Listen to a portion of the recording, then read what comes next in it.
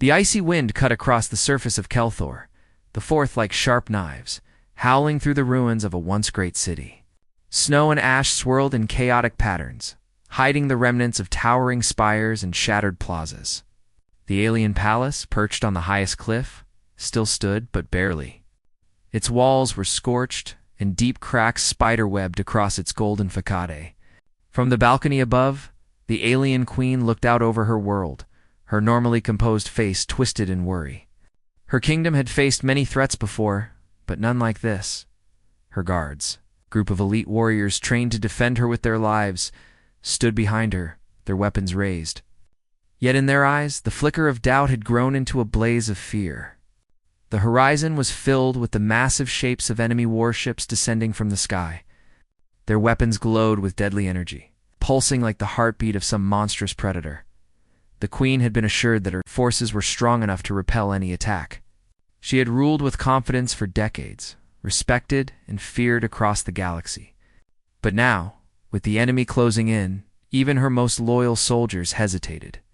They whispered among themselves, their voices low and urgent, betraying their terror. The queen's eyes narrowed as she realized that these warriors, who had sworn to protect her, were already thinking of fleeing. Then she saw him, a human, alone, outnumbered, unarmed, standing at the edge of the plaza that led to her palace. He had arrived weeks ago as part of a diplomatic mission, an ambassador of the human race sent to negotiate peace. Humans were small, fragile beings compared to her own species, and she had dismissed them as insignificant at first. Yet now, in this moment of absolute chaos, he stood there calmly, his eyes fixed on her. There was no fear in his gaze. Only resolve. The queen's stomach twisted. How could this human not tremble like her guards? How could he face dozens of towering, heavily armed enemies without so much as a flicker of hesitation? She had never seen anything like it. And then, as if sensing her thoughts, the human began to move forward. The alien guards shifted uncomfortably. "Your Highness," one began, but he stopped when he noticed the determination in the human's stride. The man didn't speak words of surrender or caution. He simply stepped into the open, fully exposing himself to the incoming fire of alien weapons. Energy blasts streaked across the air, their deadly glow illuminating his path. And yet, he continued. The first shots hit him. The queen gasped as the blasts struck his chest. He staggered, but did not fall. He raised his arms instinctively, using his own body as a shield. Each impact made him groan, but he pressed forward inch by inch until he reached her balcony. The enemy's eyes widened as their weapons seemed to have no effect on him, or perhaps he simply refused to be defeated. "Human," the queen whispered, unable to look away. She had never known a creature so small, so seemingly fragile, to display such courage. Her own guards, watching from behind, felt shame prick at their hearts.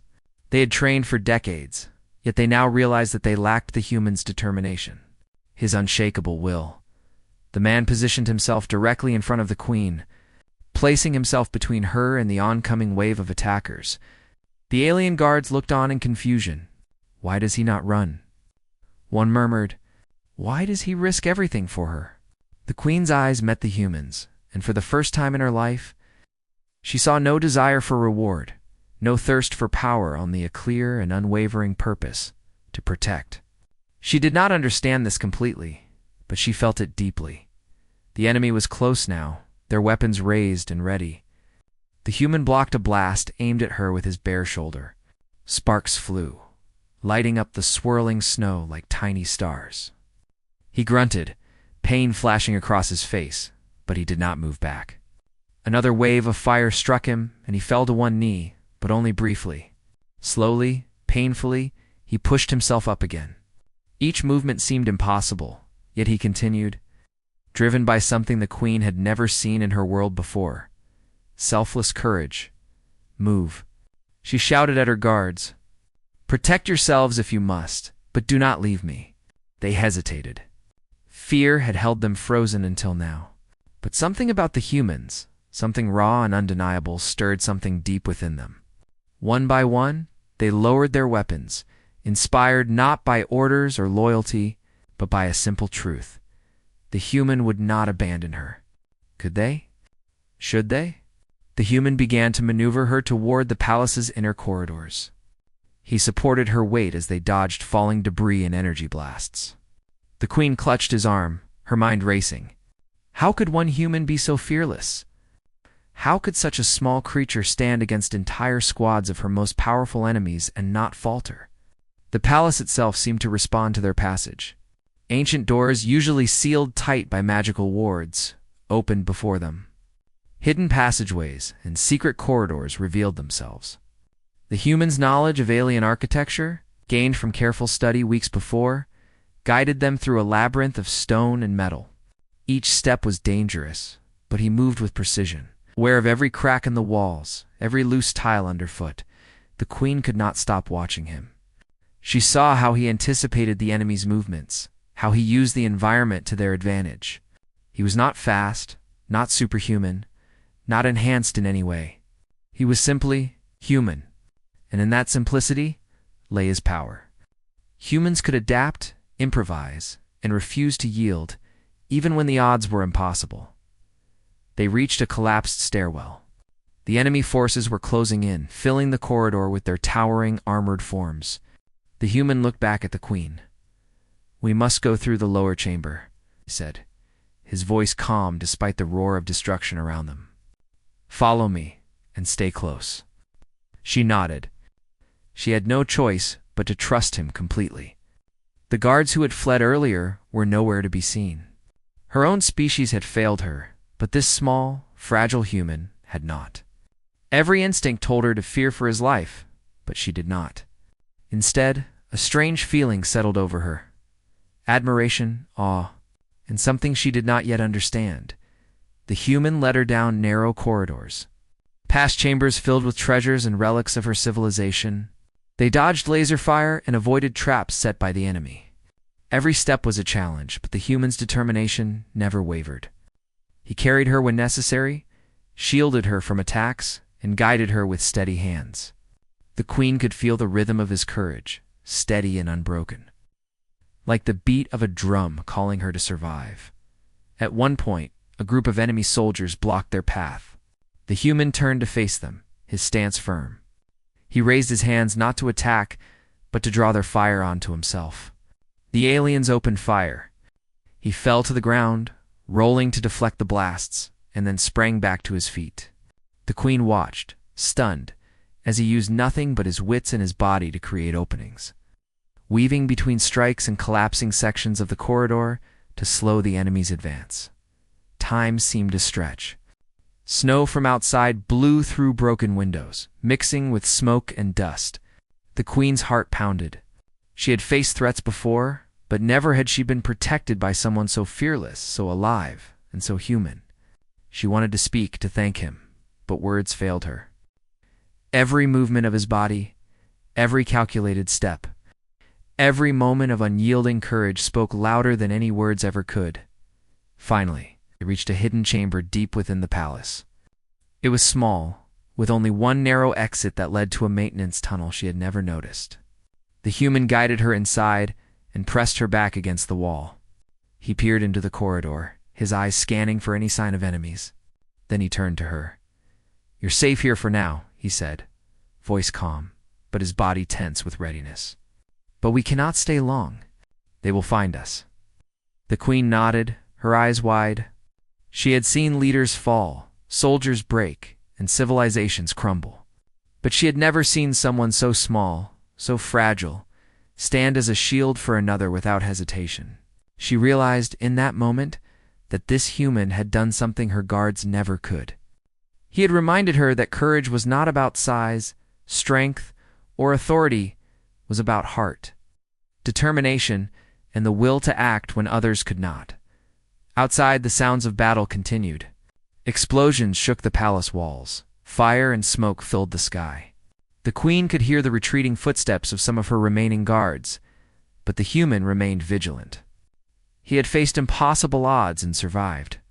And as she watched him, something began to shift within her, a sense of trust, respect, and admiration she had never felt for any of her own species. For the first time in her life, she wondered if humans might be the most courageous beings in the galaxy. and as the icy wind howled through the broken palace, she knew one thing for certain. If this human had not been here, she would not have survived. The hidden chamber was small, its walls lined with cold stone and pipes that hummed faintly with the energy of the palace's ancient systems. The human soldier crouched near the only exit, his eyes scanning the dim corridor beyond. The alien queen pressed herself against the far wall, still breathing hard, her heart pounding from both fear and awe. She could hardly believe what she was seeing. A single human, frail by her standards, had not only shielded her from death, but also led her to safety, while the mightiest warriors of her own people had abandoned her. "We need to keep moving," he said quietly, his voice steady despite the chaos outside. "They will regroup and search for us. There's a way through the lower maintenance tunnels that leads to the underground escape routes. If we can reach them, we might survive this." The queen nodded. She had no choice but to trust him. Her people had trained her to command, to rule, to rely on strength and strategy. But this human operated on instinct and courage, qualities she had underestimated until now. She followed him closely as he led her through a narrow maintenance hatch, stepping over pipes and debris. His every movement was precise. He seemed to know exactly where danger would strike next. Outside, the palace continued to tremble under the bombardment of the enemy forces. Energy blasts shook the walls, sending sparks flying and cracking stone beneath their feet. The human carried the queen when necessary, lifting her over rubble and debris that would have blocked any normal escape. She felt his warmth, his steady presence, and the certainty that he would never let her fall. She realized, with a strange and unfamiliar feeling, that this human was more than just courageous. He was reliable, brave, unbreakable in a way she had never encountered before. They reached a junction in the tunnels where the corridor split into two paths. The human paused, crouching to study the markings on the walls. "The left path leads to the old defense chambers," he said. "It's risky, but it gives us cover and a chance to set traps. The right path is more direct but open. The choice is yours." The queen hesitated. Every instinct told her to choose safety, but she quickly realized the human's way was smarter. He did not seek glory or comfort. He only sought survival and protection for her. "Left," she said. "We take the defense chambers." He nodded, and they moved quickly but carefully. The tunnels were dark and narrow, forcing them to crouch and move single file. Pipes hissed steam, and small cracks in the walls let in faint shafts of cold air. They could hear the enemy soldiers moving above them, their heavy boots and mechanical breathing echoing through the palace. The human whispered instructions, guiding her through narrow openings, past traps that he activated with quick, precise hands. Every step was calculated, and every obstacle overcame. At one point, a group of enemy scouts blocked their path. The human froze, listening to their conversation in the alien tongue, his sharp mind quickly piecing together their strategy. He realized they would pass through the narrow corridor only moments before their approach. With no hesitation, he motioned for the queen to stay low, then stepped out into the open. He drew their attention, dodging and weaving with uncanny agility for a human, though still no match for their size or armor. The scouts fired energy weapons, and he rolled across the floor, taking hits that would have incapacitated most of his species. Sparks and smoke filled the corridor as he used the environment to his advantage, kicking over pipes, collapsing a section of the ceiling and creating chaos among the enemy ranks. The queen watched in stunned silence, barely daring to breathe. When the path cleared, he returned to her side, slightly bruised but alive. "We need to keep moving," he said. "They will regroup quickly." The queen felt something she had never felt before: admiration, respect, and a growing sense of trust.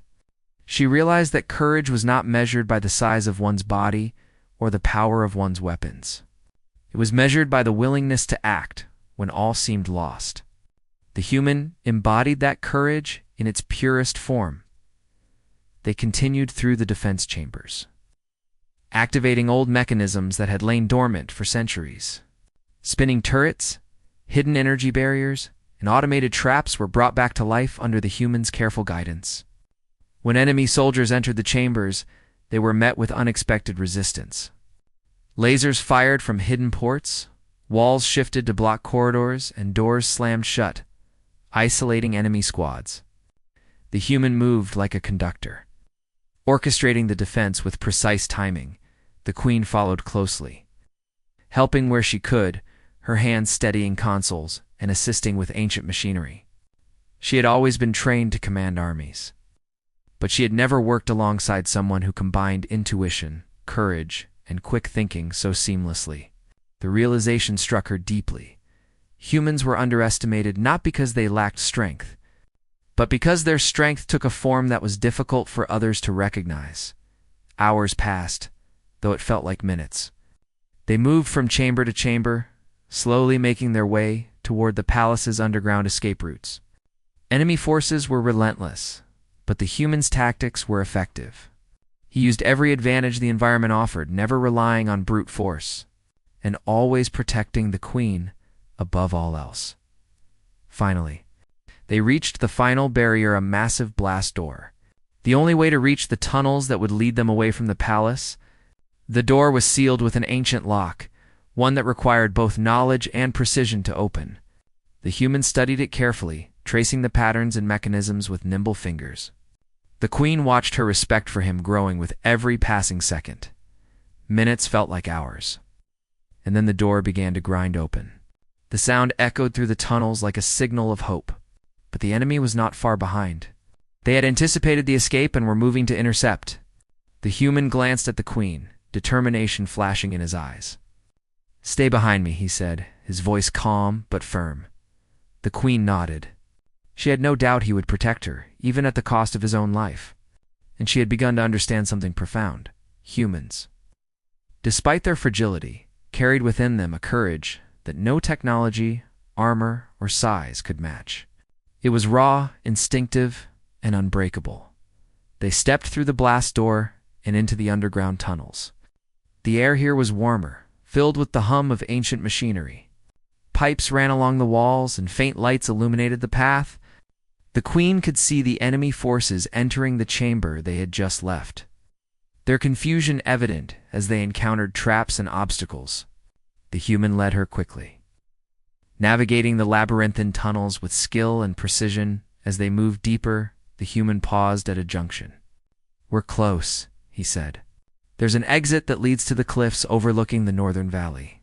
From there we can reach one of the evacuation ships." The queen felt hope stirring within her. She had survived countless battles, faced enemies who had sought to destroy her, and commanded armies that had crushed planets. But never had she felt such a combination of fear, relief, and awe as she did now. Following this small human through perilous tunnels, while the fate of her world hung in the balance, suddenly, the tunnels shook violently. The enemy had found another way in, and reinforcements were moving faster than anticipated. The human's eyes narrowed. "We need to move faster. Follow me closely and do not hesitate. Stay behind me always." They ran through the twisting passages, dodging falling debris and sudden bursts of energy. The queen clung to his arm, her trust in him absolute. She had seen leaders falter, warriors retreat, and civilizations crumble, but this human moved with a purpose and courage that inspired her to forget fear entirely. At last, they reached the northern cliffs. The wind whipped around them, carrying snow and ash into their faces. Below, the valley stretched wide, and in the distance, one of her evacuation ships hovered, ready to depart. The human scanned the area, ensuring it was clear before he helped the queen climb to a safer ledge. As they reached the top, enemy forces appeared, attempting to cut off their escape. The human turned to face them, placing himself directly between the queen and the oncoming threat. Energy blasts struck him, but he did not falter. He pushed the queen toward the edge. Guiding her onto the evacuation platform, the ship's ramp extended, and the queen stepped aboard, turning to watch him. He remained on the cliff, a single figure standing against impossible odds, his body bruised, battered, but unbroken. Then, with a roar of determination, he sprinted across the cliff, dodging energy blasts, and leaped onto the ramp. The queen reached out, and he grabbed her hand, pulling her to safety. The ramp retracted, and the ship lifted off, carrying them away from the crumbling palace and the chaos below. Inside the ship, The queen finally spoke. You saved me, she said, her voice trembling with awe and gratitude. I have never seen courage like yours. The human shook his head. Blood and soot streaked across his face. I didn't save you for glory. I saved you because it was the right thing to do.